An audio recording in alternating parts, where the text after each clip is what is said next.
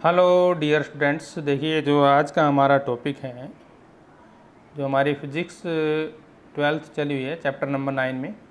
आज हम करेंगे इक्वेशन या फार्मूला भी बोलते हैं कैमर फॉर कन्वेक्स और कनकेव मिरर के लिए। इक्वेशन ऑफ मिरर्स भी बोलते हैं हम उसको, फार्मूला ऑफ मिरर भी बोलते हैं। बड़े सिंपल टॉपिक है और बिल्कुल आसान टॉपिक है। और इसी के साथ फिर हम करेंगे मैग्नीफिकेशन। वीडियो पूरा देखिए, आपको बिल्कुल याद रहेगा। और आप देख रहे हैं आपका अपना चैनल physics.edu.rajendra।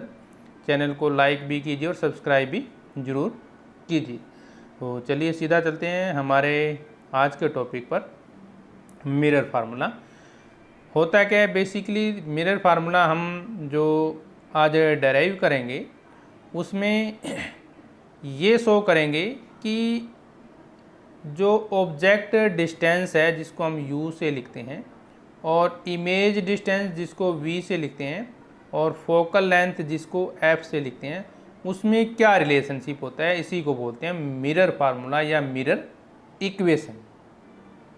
यानी कि जो हमारे पास u, v और f के बीच में हम जो इक्वेशन निकालेंगे, जो रिलेशन निकलेगा, उसको हम बोलते हैं इक्वेशन ऑफ मिरर या इक्वेशन ऑफ। हमारे पास कन्वेक्स और कनकेव दो मिरर होंगे हमारे पास, उसको लेकर हम चलेंगे। क्लियर है पॉइंट।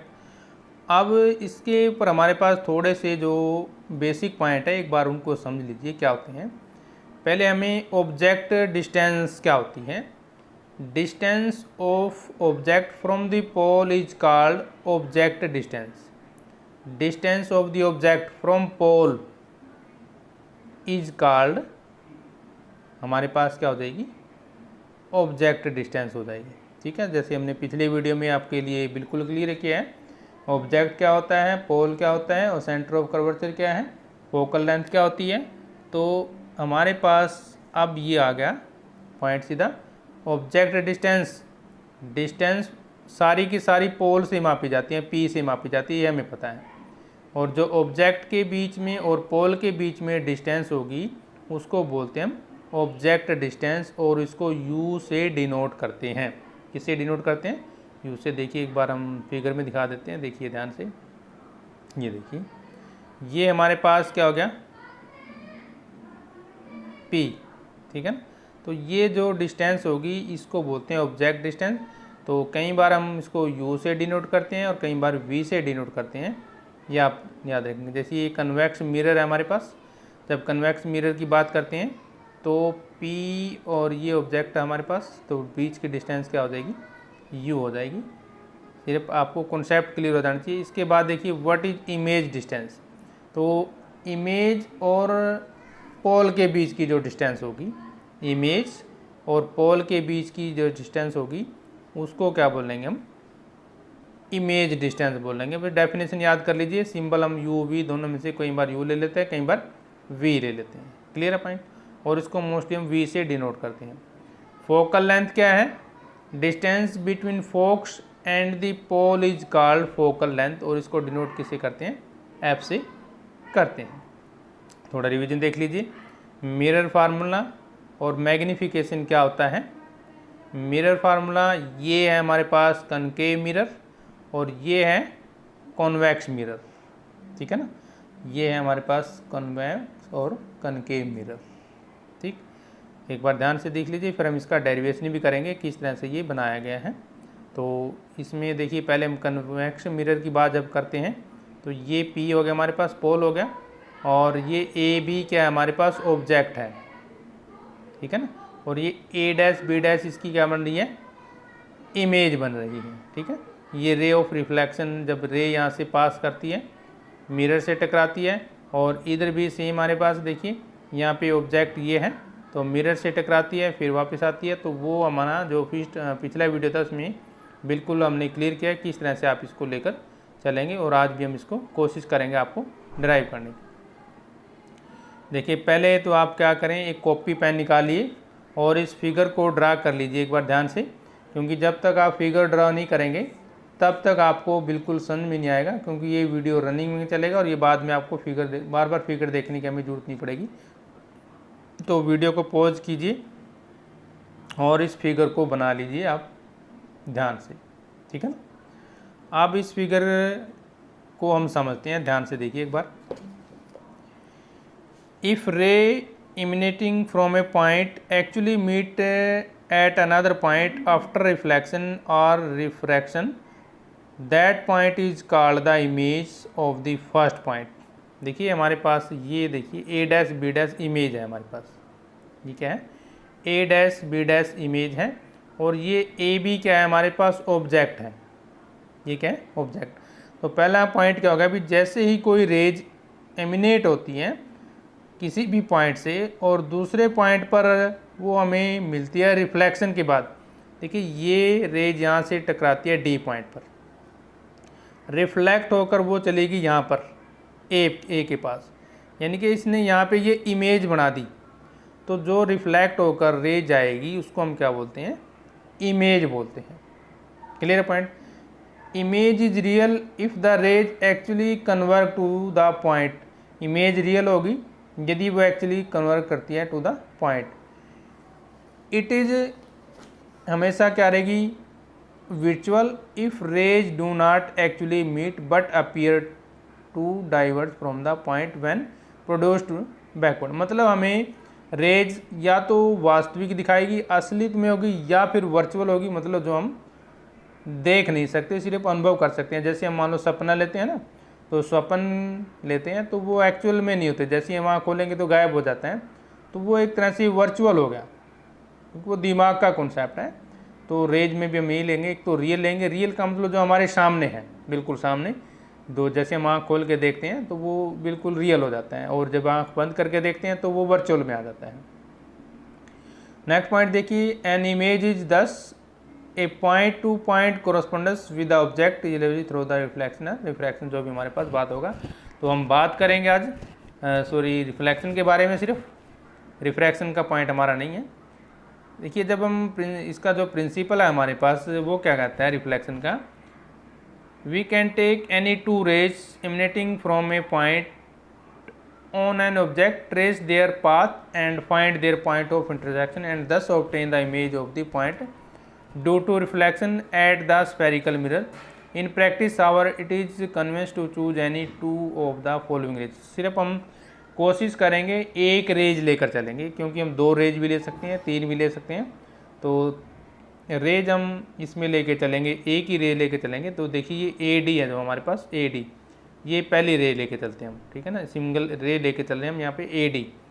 ये हमारे पास क्या है, ऑब्जेक्ट है, और यहाँ से ही कोई रे चलती है और डी पे टकराने के बाद वो वापस आएगी और फोकस से गुजरेगी हमारे पास, और इस तरह से हमारे पास ये चली जाएगी, किस पॉइंट पर चलेगी ये पॉइंट हमारे पास ए डैश है, ठीक है ना, ए डैश के पास चली जाएगी। और दूसरी पॉइंट जो ऊपर से दूसरी और कहीं और से रे आती है, ये रे सेंटर ऑफ कर्वेचर से पास होके भी ये यहाँ पे क्या आएगी, ए पर आ जाती है, ठीक है ना। और ये क्या है हमारे पास, प्रिंसिपल एक्सिस है। अब देखिए ध्यान से कुछ पॉइंट नोट करने के लिए, the ray from the point which is parallel to the principal axis, ये हमारी देखिए प्रिंसिपल एक्सिस है, और ये पैरेलल होगी, यानी कि जो ए डी है हमारे पास, क्या है, A D, which is parallel to principal axis, the reflected rays goes through the focus of the mirror. देखिए ये रे जो पैरेलल जा रही है, ये कहाँ से पास होकर जा रही है, फोकस से जाती है। पहला पॉइंट तो ये है हमारे पास, क्लियर पॉइंट ये। Second point, the rays passing through the centre of curvature of the concave mirror or appearing to pass through it for a convex mirror, the reflected ray simply retrace the path। तो देखिए इसने path को दोबारा से retrace कर लिया, अब इसको उसी पाथ पे आके मिल जाना है जहाँ से ये रिफ्लेक्ट होकर आई थी, मतलब सारी रेज यहीं से आकर जाएंगी जितनी भी हमारी रेज बनेगी। थर्ड पॉइंट, द रे passing through the focus of the concave mirror or appearing to pass through the focus of convex mirror, the reflected ray is parallel to the principal axis of the convex mirror। the reflected ray is parallel to the principal axis। तो ये principal axis के parallel में रहेगी हमारे पास, ठीक है। Fourth point, the ray incident at any angle at the pole ये एंगल, ये पोल हो गया हमारे पास, ठीक है ना। तो यहाँ से पोल पे भी आ सकती है इस तरह से, तो जाएगी फिर भी ये ऐसे ही, ठीक है ना। तो ये बात कर रहे हैं फोर्थ पॉइंट इसकी, मान लो किसी भी एंगल से जाती है वो पोल के पास, ठीक है ना। The reflected raise follow the law of reflection, तो यहाँ पोल से भी फिर वही हमारे पास ये किसके पास आएगी, ए के पास ही आनी है हमारे पास। Clear point. अब आपने जो है फिगर ड्रा कर लिया होगा। अब इस फिगर में हम देखिए क्या दो ट्रायंगल लेके चलेंगे, नोट कर लीजिए। एक तो ये वाला ट्रायंगल लेके चलेंगे, A1B1C, नोट कर लीजिए A1B1C। कॉपी में फिगर बना लीजिए, ये फिगर लेके चलेंगे और फिर ये लेंगे जहाँ पे हमारी ये ऑब्जेक्ट है ना ABC, ऑब्जेक्ट जो इमेज बना रहा है, मतलब ट्रायंगल बन रहा है जिसका, और एक इमेज का जो ट्रायंगल बन रहा है, ये ट्रायंगल नंबर 1 और ट्रायंगल नंबर 2। इसमें हम यूज करेंगे कौन सी थ्योरम, हम करेंगे जो हमने 9th और 10th क्लास में पढ़ी है, सिमिलरिटी ऑफ ट्रायंगल वाली जो थ्योरम है वो करेंगे, ठीक है ना। तो उसमें क्या होता है, यदि हम दो साइड या दो एंगल सेम दिखा देते हैं तो थर्ड साइड भी इक्वल मानी जाती है। तो इसमें हम क्या करेंगे, देखिए ये एंगल और ये एंगल क्या है, अपोजिट एंगल है, बराबर होंगे, यानी कि एंगल 1 और ये 1 लगा लो, एंगल क्या हो जाएगा B1C, ठीक है, इक्वल टू ACB। ये दोनों एंगल क्या होंगे, सेम होंगे क्योंकि ये अपोजिट एंगल है, ठीक है ना। दूसरा देखिए हमारे पास एक एंगल और हम बराबर करेंगे, ये परपेंडिकुलर है, यानी कि एंगल B इजिकल टू हमारे पास ये एंगल B1, ये भी 90 डिग्री है, ये भी 90 डिग्री है। तो दो एंगल हमारे पास बराबर हो गए, इसका मतलब थर्ड एंगल भी क्या होगा, एज पर सिमिलरिटी होगा। तो थर्ड एंगल कौन सा बच गया हमारे पास, ये बच गया, यानी कि angle A' equal to angle A, ये वाला, क्योंकि थर्ड एंगल क्या होगा हमारे पास ये। तो फिगर आपने कॉपी बना लिया होगा। अब हम करते हैं अपना नेक्स्ट पॉइंट जो बनता है, ठीक है ना। देखिए अब ये वाला पॉइंट ले लिया हमने, angle A1CB1 is equal to angle ACB, vertically opposite angle हो जाएंगे जो हमारे पास ट्रायंगल, देखिए ट्रायंगल हम बात कर रहे हैं A1CB1 और ACB ट्रायंगल की बात कर रहे हैं, यानी कि ये ट्रायंगल लेके चलेंगे और ये दोनों ट्रायंगल हमने लेके चलने हैं। नोट कर लीजिए पॉइंट, कॉपी पे ड्रा कर लीजिए, तभी आपको इस सवाल समझ में आएगा, नहीं तो आपको ऊपर से जाएगा ये, ठीक है ना। अब ये दोनों एंगल क्या हो गए हमारे पास, बराबर हो गए, और दूसरे हमने ले लिए राइट एंगल दोनों, यानी कि हमारे पास दो ट्रायंगल हो गए। नोट कर लीजिए, एक तो ये एंगल और ये एंगल कोरस्पॉन्डिंग एंगल हो गए, ये एंगल और ये एंगल 90 डिग्री का हो गया, दो एंगल बराबर हो गए। तो थर्ड एंगल यानी कि ये एंगल और ये एंगल क्या हो जाएगा, बराबर हो जाएगा। तो इसलिए ये आ गया तीसरा एंगल बराबर का, ठीक है ना। तो ये तीन प्रॉपर्टी हमें याद हैं जो 9th और 10th में की हैं। अब इसलिए हमारे पास थर्ड एंगल भी क्या हो गया, बराबर हो गया। क्लियर है ना। अब क्योंकि जब तीनों एंगल सेम हो जाएंगे तो एंगलर क्या हो जाएंगे, जो ट्रायंगल होगी सिमिलर होंगी। कौन सी ट्रायंगल हमारे पास, देखिए फिगर में दोबारा से देख लीजिए, जो ये ट्रायंगल है ये वाली, ये ट्रायंगल किसके सिमिलर हो जाएगी, जो ऊपर वाली ट्रायंगल है, ये दोनों ट्रायंगल क्या हो जाएंगी, सिमिलर हो जाएगी। और जब दो ट्रायंगल सिमिलर होती हैं तो लॉ ऑफ सिमिलरिटी का यूज करते हैं, ट्रायंगल लॉ ऑफ सिमिलरिटी। और उसमें क्या होता है, यदि दो ट्रायंगल इक्वल होते हैं तो जो उनकी साइड का रेशो क्या होता है वो बराबर होता है। यानी कि हमारे पास AB, ये क्या है AB, ठीक है। दूसरी साइड क्या होगी परपेंडिकुलर वाली A' B', यानी कि AB divide by A', clear है ना, A', B', नोट कर लीजिए। देखिए ये देखिए, यानी कि A1B1 हम जो ले रहे हैं, ठीक है, is equal to BC divide by B1C। BC कौन सा है हमारे पास, ये देखिए इसका बेस बराबर किसके होगा, जो दूसरी का बेस बनेगा, यानी कि BC डिवाइड बाई B1C। तो ये साइड क्या होगी हमारे पास रेशो में आ गई। ये इक्वेशन नंबर 1 मान लीजिए आप, इक्वेशन नंबर 1। इसी प्रकार हम सेम कॉन्सेप्ट लेके चलेंगे, ट्रायंगल A1B1F ले लीजिए, A1B1F देखिए ध्यान से, A1B1F1। अब हम लेके चलेंगे ये वाला ट्रायंगल, ठीक है, नोट हो गया ना, A1 B1 F1। और यहीं से जो दूसरा ट्रायंगल कौन सा बनना है नोट कर लीजिए बेटे ध्यान से, ये ट्रायंगल लेके चलेंगे और फिर लेके चलेंगे इसी का सामने वाला है ट्रायंगल, ठीक है ना, ये दो ट्रायंगल चलें।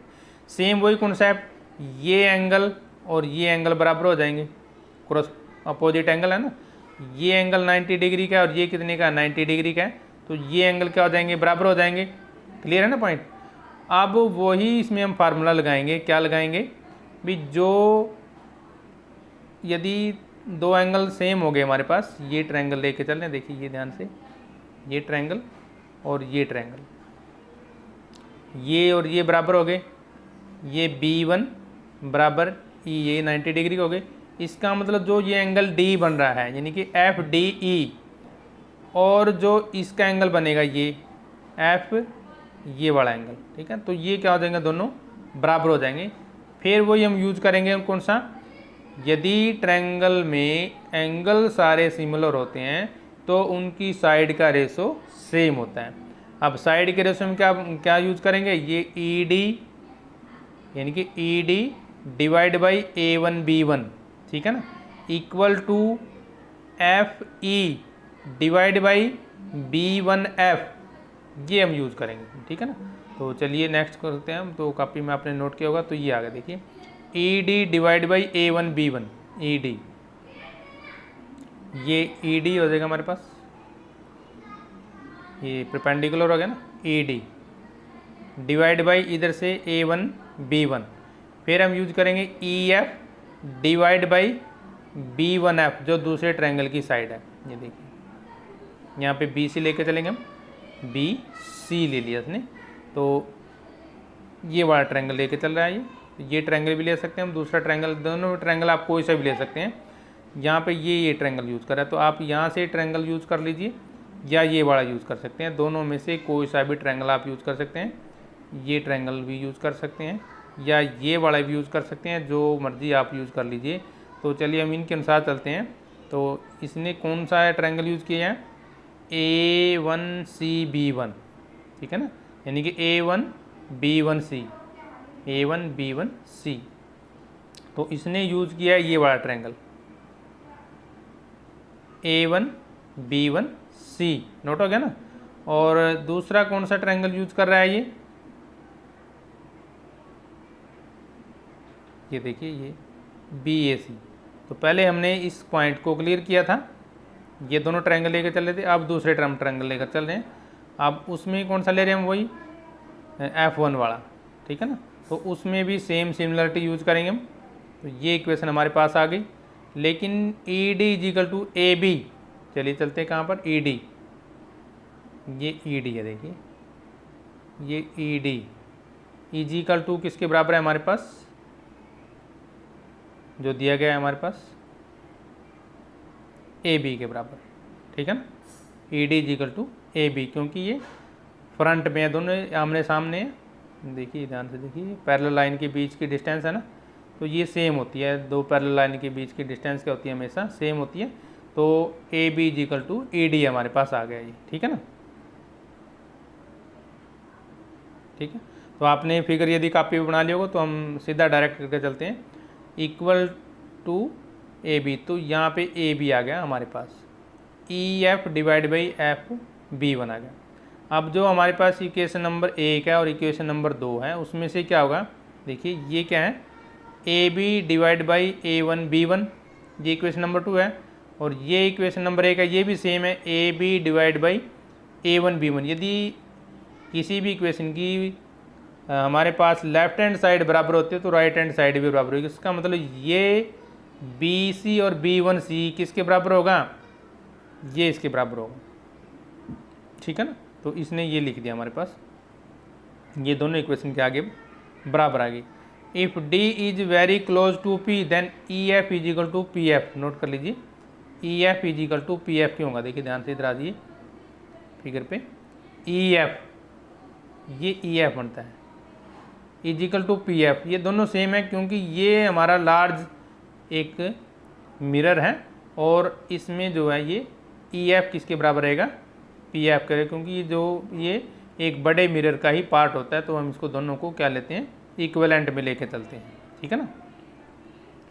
तो ई एफ के स्थान पे क्या आ गया हमारे पास, पी एफ आ गया, ठीक है ना, यानी कि if D is equal then E F is equal to P F, तो पी एफ हमारे पास आ गया ये, ठीक है ना। आप देखिए ध्यान से,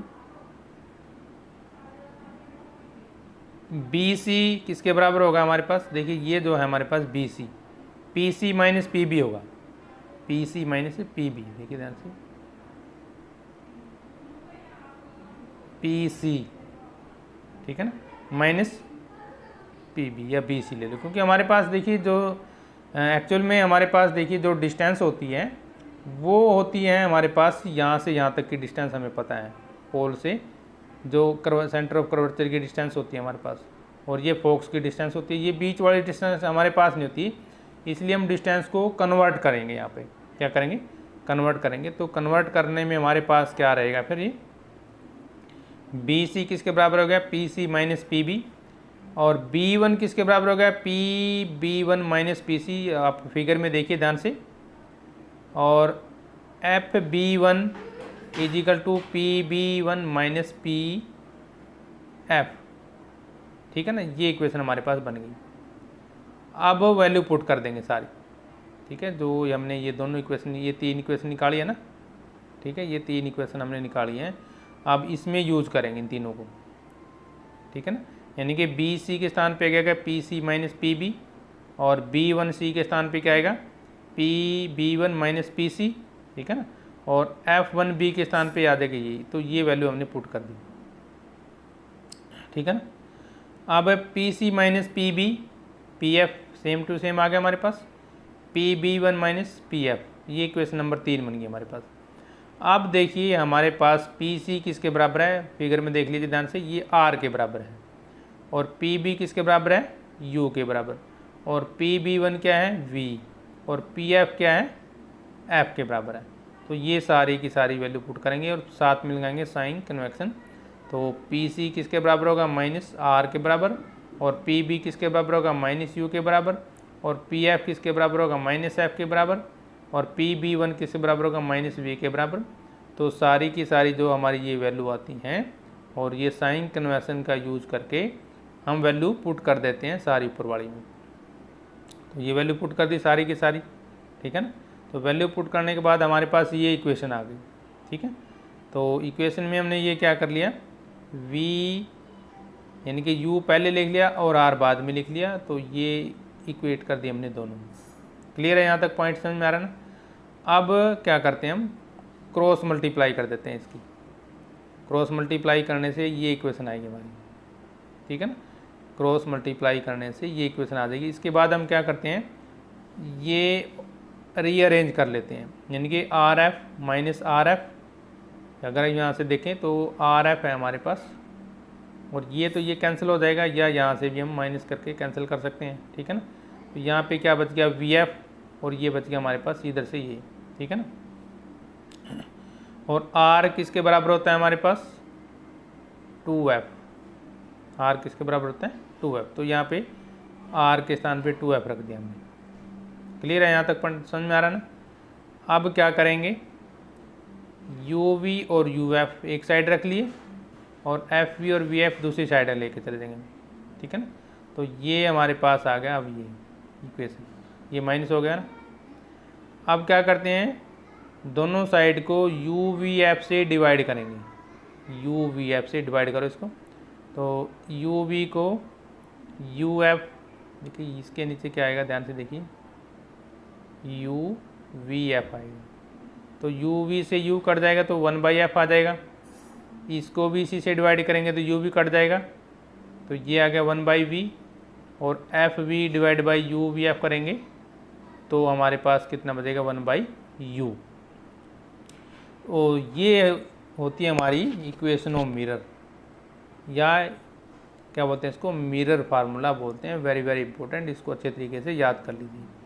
अब करते हैं मैग्नीफिकेशन, क्या होता है, it can be defined as extent to which the image appear bigger और smaller in comparison to the object size. भी या तो इमेज छोटी होगी या ऑब्जेक्ट छोटा होगा, तो यदि हम उसका कंपैरिजन करते हैं तो उसको बोलते हैं मैग्नीफिकेशन बोलते हैं। और इसका जो डेफिनेशन हमारे पास क्या होती है इसकी मैग्नीफिकेशन की, it is the ratio of the height of the image divide by height of the object, ठीक है ना। और डिनोट करते हैं इसको m से, और मैथमेटिकली क्या हो जाएगा, height of the image divide by height of the object का नेगेटिव होता है। अब क्योंकि ये साइन कन्वेंशन लेंगे तो हाइट ऑफ द इमेज क्या रहेगी, -v divide by height of the object कितना आ जाएगा हमारे पास, u आ जाएगा, ठीक है ना। और दूसरे शब्दों में यदि इसको लिखना चाहें तो height of the image h dash divide by h भी कर सकते हैं, ये हमारे पास हो जाएगा। पॉइंट टू रिमेंबर देखिए, positive magnitude of the magnification indicate virtual and erect image. Note कर लीजिए, बड़े इंपॉर्टेंट पॉइंट है दोनों। Positive magnitude of magnification indicates virtual erect image, negative magnitude of the magnification indicate the real and inverted image. तो हमारे सामने point क्या आगे समझ में, virtual image is formed V is positive, if real image is formed V is negative, object distance U is always negative, it is on left side of the mirror, left side में होती है हमेशा। focal length of concave mirror is negative, it is because focus is in front of mirror, focal length of convex mirror is positive, it is because focus is behind the mirror. तो ये थी हमारे पास mirror की equation. तो आप इसी equation का जो यूज़ करेंगे आप दोनों फार्मूले निकालने के लिए, इक्वेशन ऑफ जो हमारी पास मिरर की होगी कन्वेक्स लेंस के लिए और कनकेव लेंस के लिए, दोनों मतलब कन्वेक्स लेंस और कनकेव मिरर और कन्वेक्स मिरर दोनों की हमारे पास इक्वेशन इसी तरह बनेगी। दोनों में थोड़ा सा फिगर का डिफरेंस है, तो दोनों आप दूसरे की भी आप खुद ही ट्राई की लीजिए। तो ये था हमारे पास आज का वीडियो। तो नेक्स्ट वीडियो के लिए हम जल्दी हाजिर होंगे, तब तक हम आपसे लेते हैं इजाज़त। जय हिंद।